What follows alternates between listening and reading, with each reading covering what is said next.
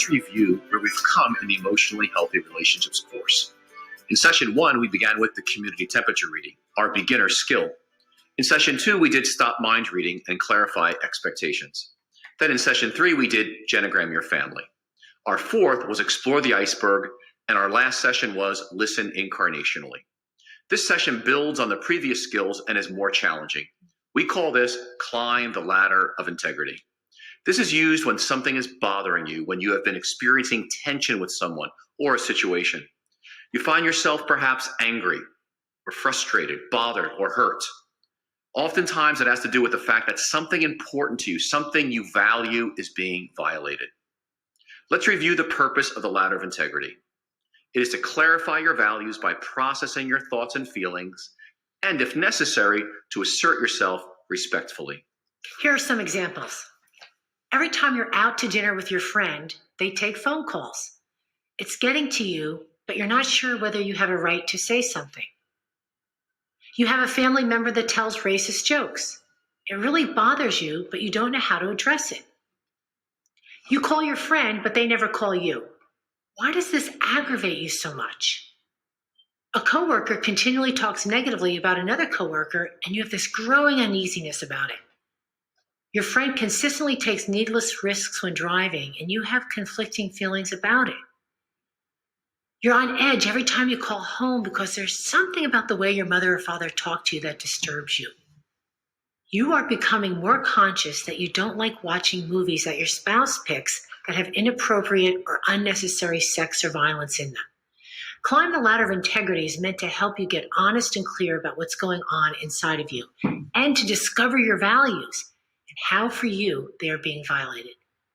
Once you identify why something is important to you, then you can take responsibility for it.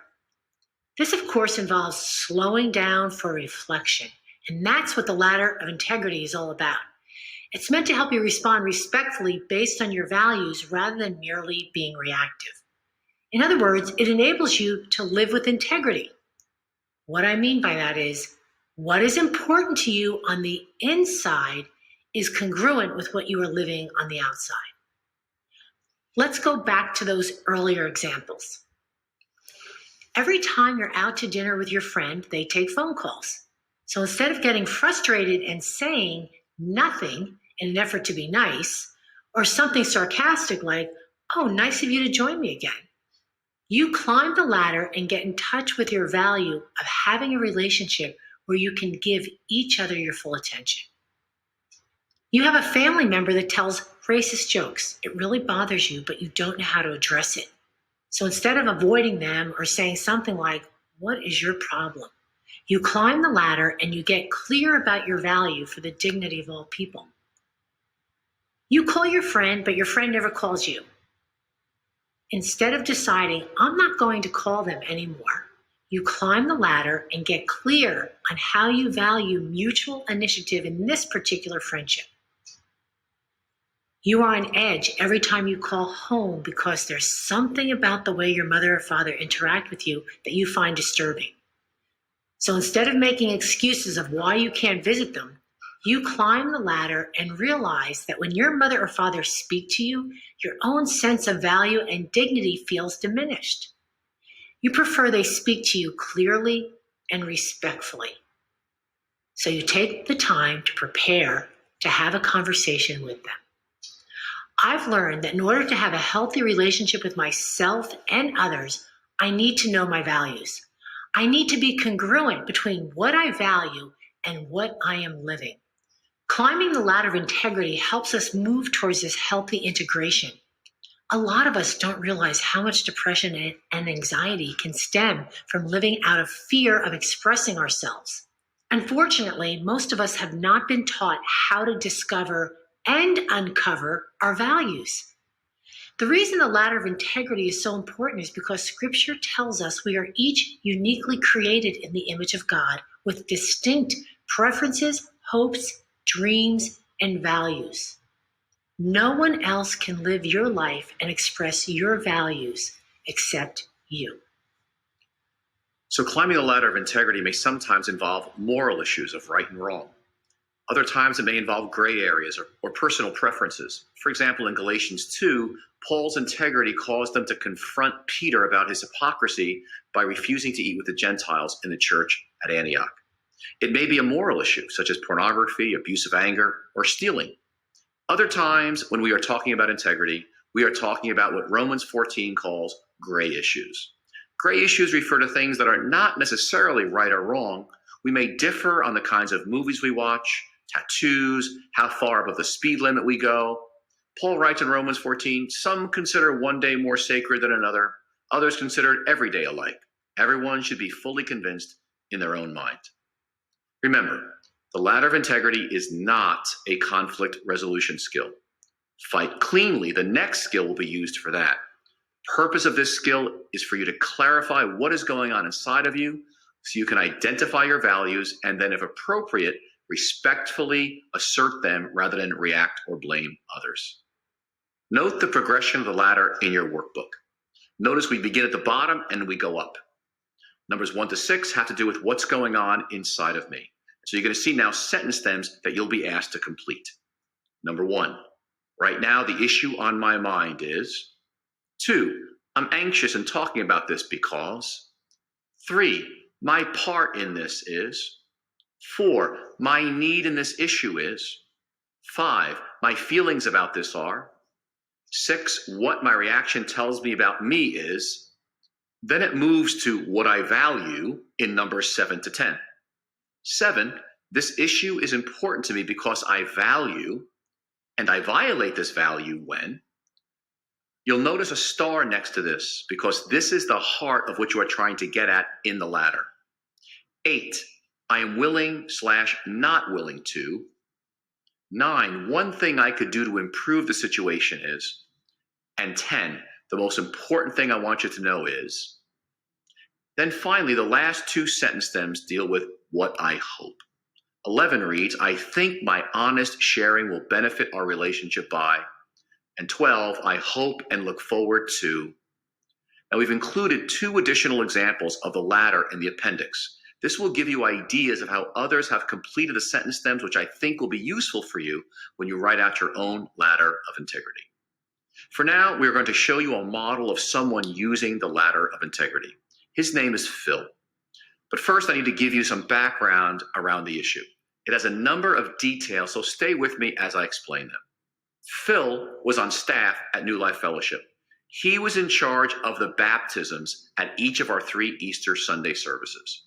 Mirna, another staff, was responsible for scheduling the people getting baptized at each of the services. It had been a busy weekend already with Good Friday services. It's now Saturday morning. Phil gets a text message from his supervisor, Rich. Rich had run into Emily, a 17-year-old girl, at our Good Friday service. She was all excited because she was getting baptized on Easter Sunday, and her family, who didn't attend our church, was coming to watch.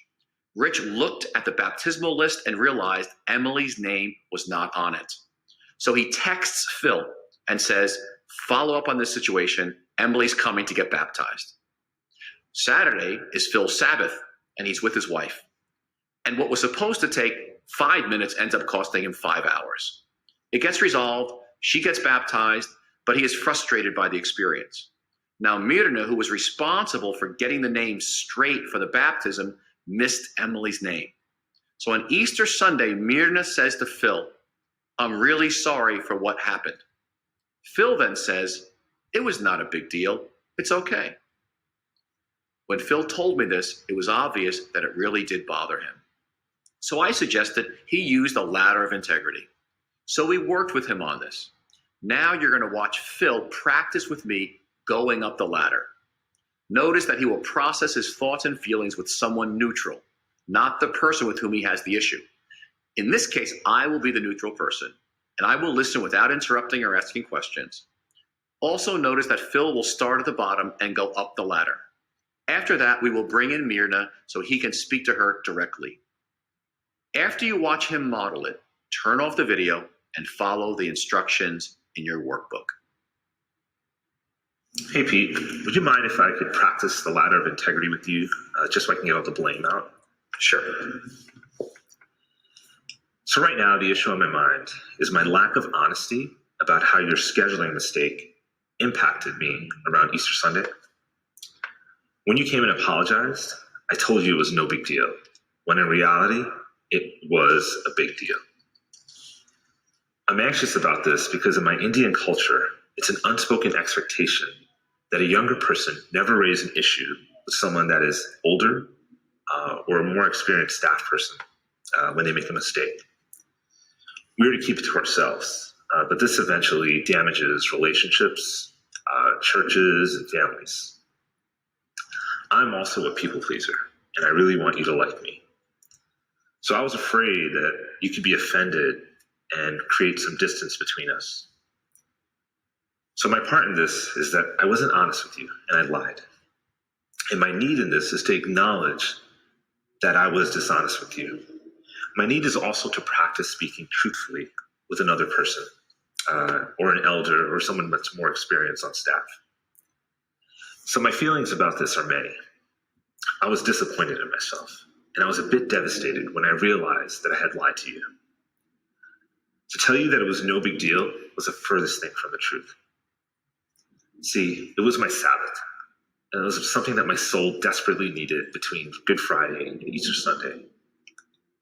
So it was the one day of the week that Debbie and I get to spend together and share our Sabbath. And it also happened to be the weekend of our 1-year wedding anniversary. What I thought was going to take about 5 minutes to fix took about 5 hours. So to try to make most of the day, we went to the mall, and I ended up making phone calls from the car while Debbie went shopping. Now, shopping is a joy for Debbie, but it created this anxiety in me because I was nervous that she was going to spend way too much money at the mall. So as I was doing this, she went and shopped, and I was spending time trying to fix this in the car. So as you can see, I went through so many emotions on this day. Having my Sabbath and my anniversary impacted, and then realizing that I lied to you on that Sunday really disturbed me. What my reaction teaches me about me is how deep my family of origin and my Indian culture avoid having difficult conversations, and that lives inside of me. And it was easy for me to be dishonest with you. And this really grieves me deeply. This issue is important to me because I value truthfulness and having integrity within myself. And when I don't speak honestly, I violate my own integrity. This is very disturbing to me because I want to be a person who is authentic, that you can see on the outside, and I am the same person on the inside. I'm not willing to continue this pattern of dishonesty. One thing I can do to improve the situation is by taking time to get clearer with myself, and also take opportunities like this one to engage in a vulnerable and humbling conversation. So the most important thing I want you to know is that I respect you and I value your work as an awesome executive. I want you to know how difficult this is for me because of my history and family and culture. I think my honest sharing will benefit our relationship because it will build this greater trust between us. You will know I can be honest with you, and I will not be holding on to anything internally. I hope and look forward to more opportunities in our working relationship, and also an opportunity for us to be a sign of the kingdom to our community. And I hope you feel free to come to me as well. Phil, that's great.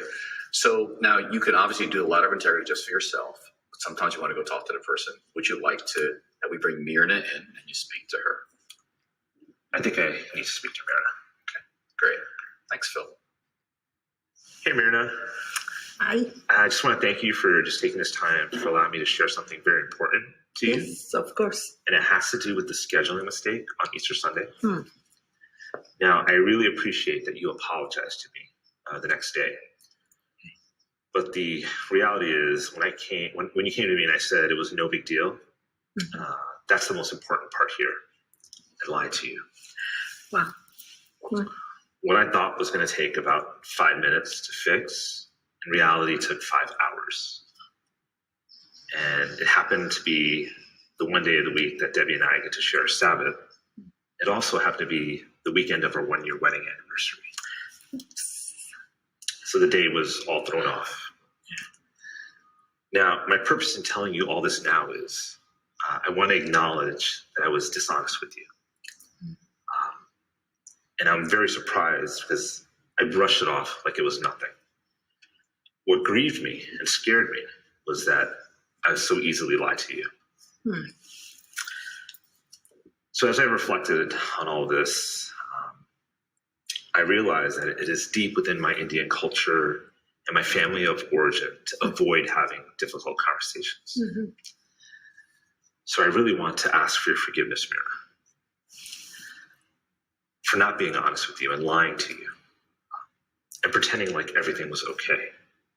By God's grace, I am totally committed to working on this area of my life.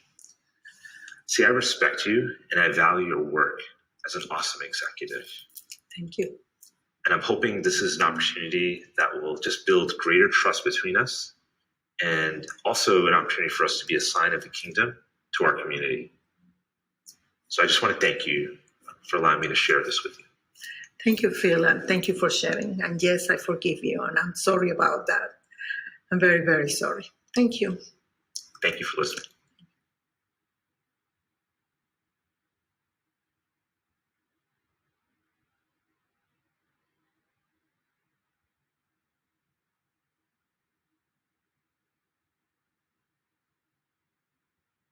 Now you may be saying to yourself, doesn't Matthew 18:15 say, if your brother or sister sins, go and point out their fault just between the two of you? Again, this skill is not about confronting another person. This skill is about getting clear within yourself.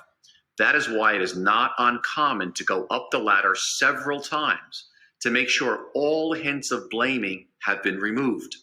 That is when you know you are ready to talk to the other person. But there also may be times when, after working with the ladder, getting clear within yourself was enough, and there is no need for you to go to the other person. A friend of ours was recently asked to assume greater responsibility as a volunteer within a Christian organization.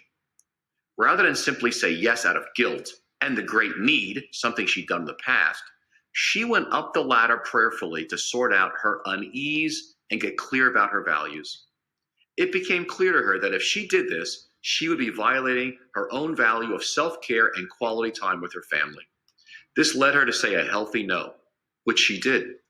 It was not necessary for her to explain the whole backstory of her values and process.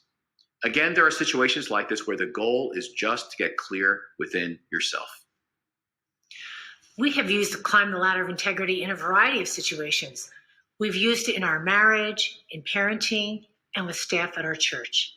For example, one of our staff wrote out the ladder on his own and went over it with me. It took a couple of times up the ladder for him to get to his core value. Once he got clear about his core value, he no longer felt reactive and was able to have a non-blaming conversation with another staff he had been avoiding. We are asking you to practice this skill before the next session. This can be done in a few different ways. Once you go up the ladder, you may decide, or not, to go over it with a neutral person for the purpose of making sure you are clear and that all blame has been removed. After processing the ladder, you may decide, or not, if you want to have a conversation about your value. In Phil's case, it was necessary that he do have the conversation. In your case, it might not be necessary.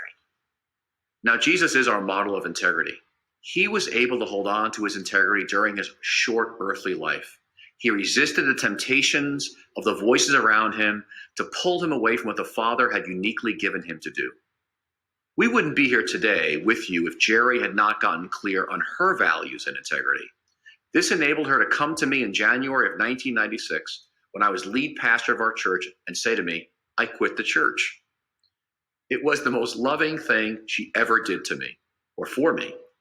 Her integrity forced me to look at where I was not living from mine, where I was saying yes when I really wanted to say no, where I cared too much for what other people thought, and where I sometimes exaggerated to make myself look better.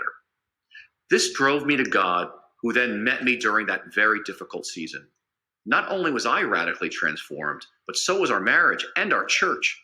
It also resulted in the birthing of emotionally healthy spirituality, which is now being used around the world. You see, when you find your integrity, everyone around you experiences a newfound freedom as well. We have seen this again and again. And of course, you will want to do week 6 on the ladder of integrity in the book, The Emotionally Healthy Relationships Day by Day Devotional. I have found that silence and stillness during times with God have been significant times where He has melted layers of pretense and superficiality in my own life. I encourage you to be open for the Holy Spirit to talk to you during those times as well. Let me close with this, my favorite Hasidic tale that points out our tendency to want to live out someone else's life rather than our own. Rabbi Susia, when he was an old man, said, "In the coming world, they will not ask you, 'Why were you not Moses?' They will ask me, 'Why were you not Susia? Why were you not yourself?'" For this reason, the ladder of integrity may hold a powerful key to unlock the door into spiritual maturity for you and enter into the beautiful life God has destined for you.